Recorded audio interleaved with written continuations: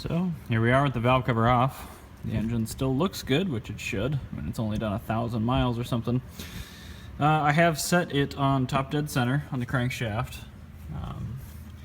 The intake cam looks decent. The exhaust cam, though, looks like it's advanced 5 or 10 degrees, so that's really not good.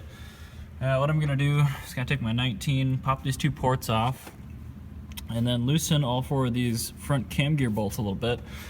And then I'm gonna put my wrench on the back of this right here and rotate it until that is perfectly up and down. Vanos is a little picky with this kind of stuff, but since it's on the exhaust cam, I don't foresee a problem. Yeah, that's what I'm gonna do. I'm gonna try that, set it, and then put her back together. I may pull the number 3 spark plug just to see if she's looking like she was burning coolant, or noticing that the coolant level is fairly low.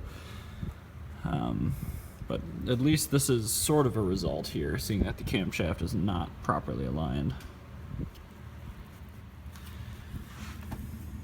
So there we go. All retimed. Button back up. So I'm gonna throw the new valve cover gasket and valve cover back on it. Put some coolant in it, drive it around, see how we're feeling. Kind of check the cooling system for excess pressure. And if that feels good, I think I'll just have him pick it up and run with it for a little while and see how she behaves.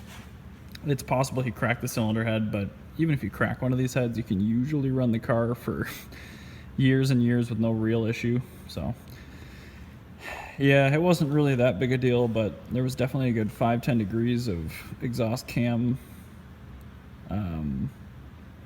shoot, I'm not sure what you call it, just the phasing was wrong. So anyway, that should be fixed now. Hopefully that will sort the Vanos issues that this thing used to have. But yeah, that's pretty much all she wrote, I think. All back together, put a little over a half gallon of coolant in it, which is a little scary. So now I'm just gonna try firing it up and we'll see. The battery, this car is a little bit of a slow intermittent drain, so I've had it on the charger for 40 minutes or something, but it may or may not start.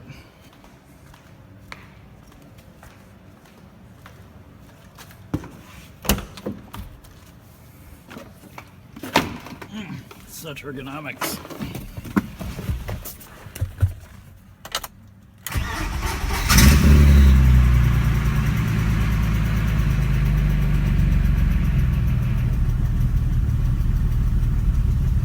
Sounds like it still has a sticky lifter or something.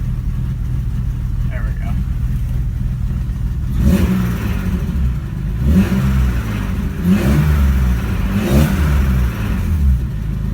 Lots of Vanos noise too. Well, at least she started. Time to pull her outside.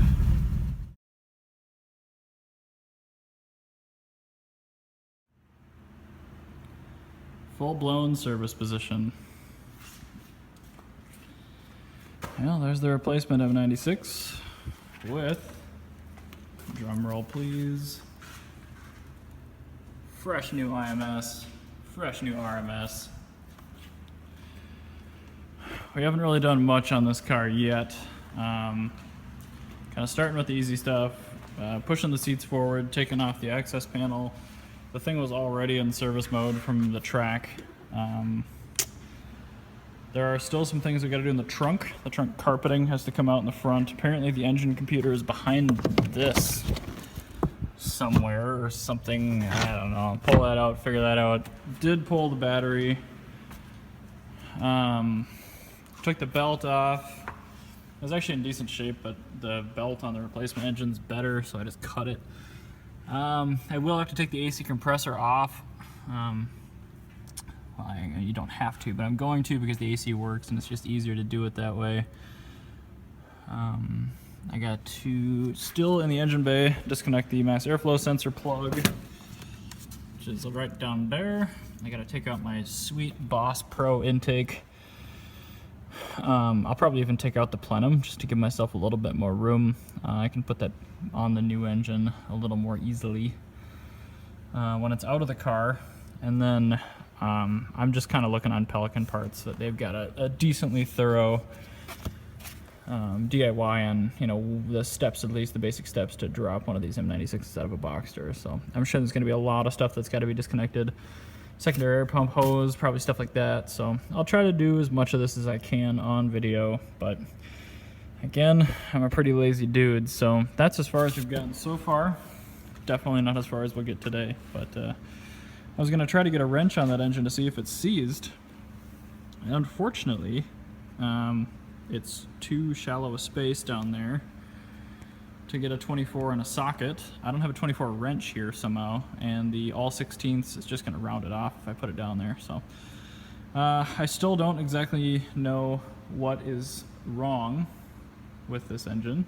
I don't know if it's seized, really anything about it, but we'll get there. I just might have to wait until the engine's actually out of the car. Down below still has headers on it, still has exhaust.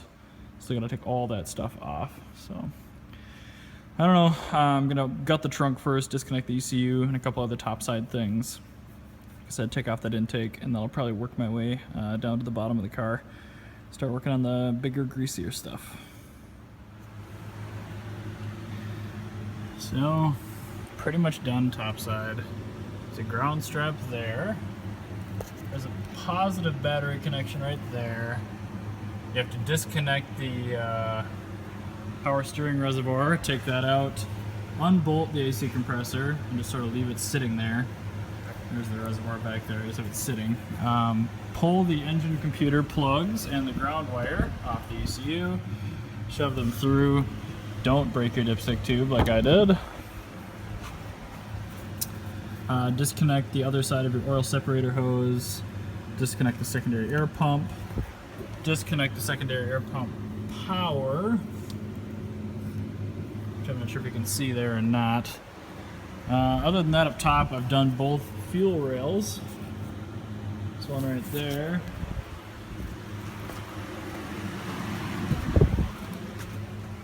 And another right in there, out of focus. Here's the AC compressor, just sort of chilling. I haven't done anything with the power steering yet. Not sure if I'll even have to. Obviously the intake plenum is out. I also took out the crossover resonance tube. I'm not exactly sure what all we have to do back here yet, so I haven't done anything. Except, this is the oil fill tube right here, this big black one. Disconnected that one. But yeah, we're going up now to do some bottom side stuff. So we'll see. Well, we drained as much of the coolant as we could. We disconnected the power steering low pressure and power steering high pressure. There it is. Beyond that, sway bar has been loosened, hung out of the way. Axle shafts are back out. Those came off easy because I just did them. Surprising. The next bit is really kind of slave cylinder. I'm not really sure how to remove that yet.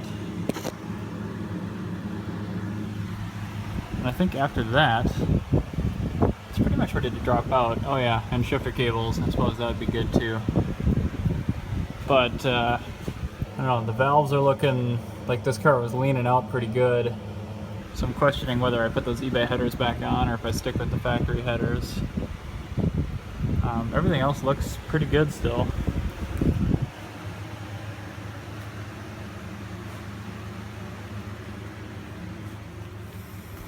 Here's the pile of crap we took out.